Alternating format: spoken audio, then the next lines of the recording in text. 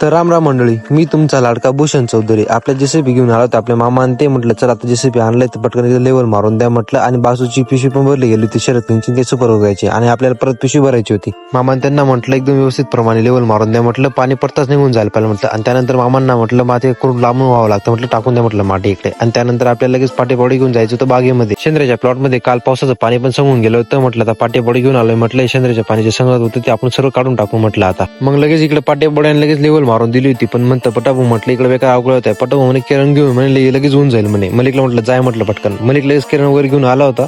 म्हणे भूषण दादा चल बस म्हणे पटकन म्हणे, आता चाल म्हणे मार म्हणे लेवल लवकर म्हणे. मग त्यानंतर आम्ही बसलो होतो. पण इकडे गेलो तो बागेमध्ये पण जास्त छेडछाणी होत होती. म्हटलं चालणार नाही म्हटलं, आपल्याला परत आपल्या पाटी पावड्यावर उतरावं लागेल म्हटलं. त्यानंतर पाटी पावडी घेतली म्हटलं चला आता पटकन आवरून टाकू म्हटलं. आणि रात्री आपल्याला फवारा मारायचा होता, त्यासाठी ब्लोअर वगैरे भरून आणला होता मस्त प्रमाणे. म्हटलं चला आता ब्लोअर भरून आणलाय तर लगेच आपल्याला पटकन फवारा पण मारून घेऊ म्हटलं. आणि भूषण चौधरीची एवढी ऑर्डर असेल तर फॉलो करून टाका पटकन.